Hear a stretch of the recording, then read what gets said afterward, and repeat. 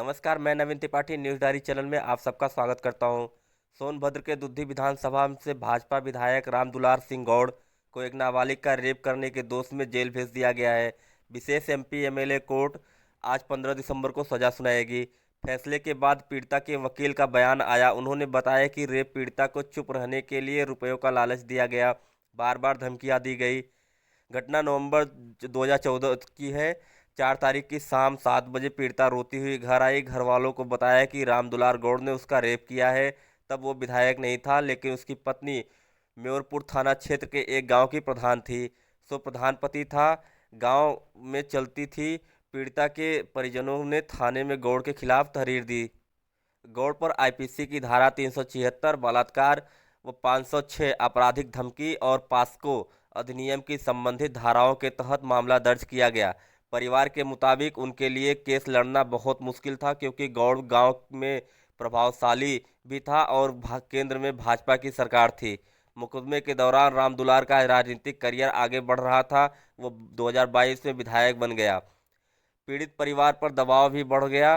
पीड़िता के भाई ने बताया, लगभग 1.5 साल पहले विधायक ने मुझे फ़ोन करवाया था। हमसे हमसे मामला वापस लेने के लिए कहा। परिवार के और लोगों को भी फ़ोन आया। एक बार तो मेरी बहन को भी फ़ोन किया और उससे कहा कि वो हमें केस वापस लेने के लिए मनाए। उसके विधायक बनने के बाद हम लोग और डर गए। हमें केस वापस लेने के लिए 25-30 लाख रुपए की भी ऑफर आया, मगर हमने मना कर दिया। हमने अदालत को सब बता दिया। परिवार का ये भी आरोप है कि गौड़ ने एक बार नहीं बल्कि कई बार लड़की का बलात्कार किया। मेरी बहन तब बच्ची थी, वो डर गई थी, क्योंकि उसका गौड़ रसूख था। उसने मेरी बहन से कहा था कि अगर उसने परिवार में किसी को बताया तो वो हम सबको मार डालेगा। पीड़िता के वकील विकास संघ ने बताया कि पीड़िता के साथ उन्हें भी केस लड़ने के दौरान कई बार दबाव का सामना करना पड़ा। रेप से पीड़िता गर्भवती हो गई थी। उसकी अल्ट्रासाउंड रिपोर्ट कोर्ट में प्रेषित की गई थी।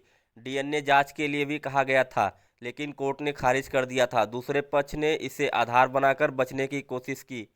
रसूख का इस्तेमाल कर कई तरह से दबाव बनाने की कोशिश की। यहाँ तक कि पीड़िता के ससुराल जाकर भी धमकियां दी गई थी, मगर पीड़ित पक्ष अपनी बात पर अड़िग रहा और मुकदमे में लगातार पैरवी करता रहा। सुनवाई पूरी होने के बाद फैसला पीड़िता के हक में आया। जिस वक्त विधायक को सजा सुनाई गई, पीड़िता का परिवार कोर्ट परिसर में मौजूद था। फैसले के बाद भाई ने कहा, पिछले 9 वर्षों हमने बहुत झेला है। ये एक लंबी कानूनी लड़ाई थी, लेकिन अब मैं ये जानकर शांति से सो सकता हूँ कि मेरी बहन का बलात्कारी जेल में है। पीड़ित महिला अब सोनभद्र में नहीं रहती। परिवार का कहना है कि गौड़ के परिवार वाले अब भी उन्हें धमकी दे रहे हैं, कह रहे हैं कि वो बदला लेंगे।